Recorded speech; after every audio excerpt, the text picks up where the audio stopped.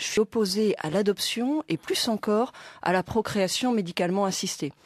Si je rentre dans le détail, aujourd'hui, il y a des problèmes très concrets comme le fait que on se paxe pas en mairie, alors qu'on a envie de partager ce moment-là avec des amis et au-delà avec la société, que ce soit quelque chose avec une espèce de vraie reconnaissance.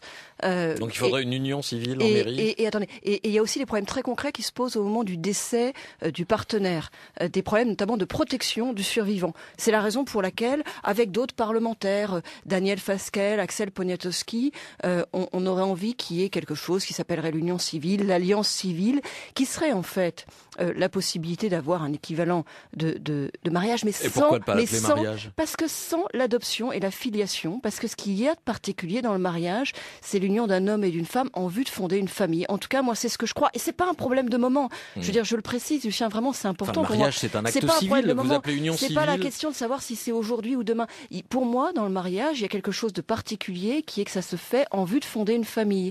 Et donc, je ne trouve pas qu'il faille entretenir l'illusion qu'un couple homosexuel puisse être une famille au sens où on l'entend pour un homme et une femme qui ont ensemble un enfant. Je pense pas qu'il faille entretenir des illusions dans le domaine de la filiation, entretenir l'illusion qu'on peut avoir deux pères ou deux mères. Il est vrai qu'on peut être élevé par deux hommes ou deux femmes, ça existe. Oui. C'est le cas aujourd'hui, par exemple, des homosexuels qui ont adopté en célibataire et qui vivent en couple. Oui. Mais je ne crois pas qu'on doive pour autant entretenir la filiation, que l'enfant est issu de, en quelque sorte, ce couple-là, parce que ça n'est pas la réalité. D'où la question que je voudrais vous poser. Donc je suis opposée, attendez, pour être précise, je suis opposée au texte de loi tel qu'il est formulé, parce que il mélange tout.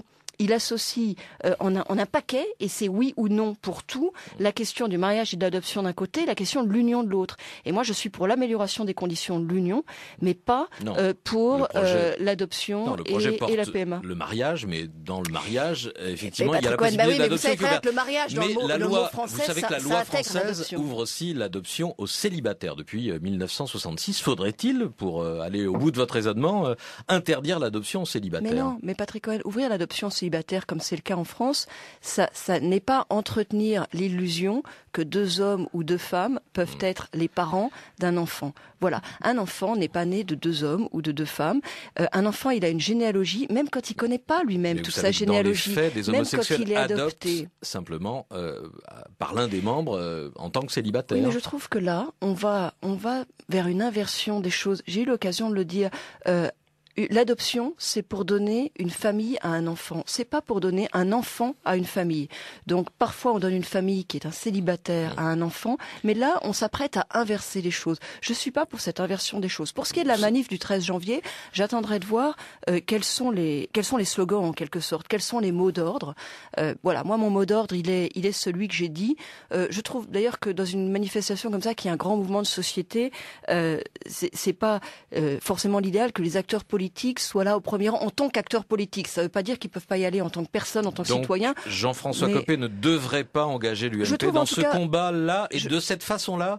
Je trouve qu'il est meilleur pour la manifestation, pour le sens porté par cette manifestation, qu'elle ne soit pas avant tout un mouvement politique. Elle est avant tout un mouvement de Français qui ne trouve pas que ce projet de loi en tant que tel soit bon pour la société. Et je l'ai dit, moi je trouve pas que l'adoption, la PMA, soit bon pour la société. La PMA plus encore que l'adoption, mais l'adoption aussi. L'UMP ne devrait pas en tant que tel appeler à manifester le 13 janvier. Si, l'UMP peut appeler en tant que tel à manifester le 13 janvier. C'est pas la même chose que d'en faire un mouvement politique, si vous voulez. Attendez, quand le premier parti de l'opposition appelle à défiler dans la rue, je réponds à Lucien qui place ça sur un plan politique. Ça prend quand même un poids et une couleur. Je réponds à Lucien qui place ça sur un plan politique. Moi, je voudrais pas que ce soit sur un plan politique. J'ai été choquée de voir que le Parti socialiste annonçait qu'il ne laisserait pas la liberté de vote à ses parlementaires. Normalement, sur des sujets de ce genre-là, des sujets très intimes, très personnels, il y a liberté de vote. De la même manière que normalement, il y a débat.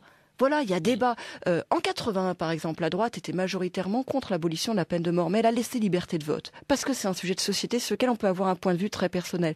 Et quand je dis normalement il y a débat, sur une question comme la fin de vie, il y avait eu un travail en commission en commission multipartite. On essaye sur ces sujets-là de chercher des points d'accord entre la droite et la gauche. On considère que c'est pas avant tout des questions partisanes. La gauche en fait une question partisane, je trouve que c'est dommage. Bon, et pour finir sur la question des célibataires, vous savez qu'en juillet dernier, les députés UMP, réunis sous la houlette d'Hervé Mariton et d'Anne Gromersch, je crois, avaient proposé de limiter très fortement la possibilité d'adopter par les célibataires.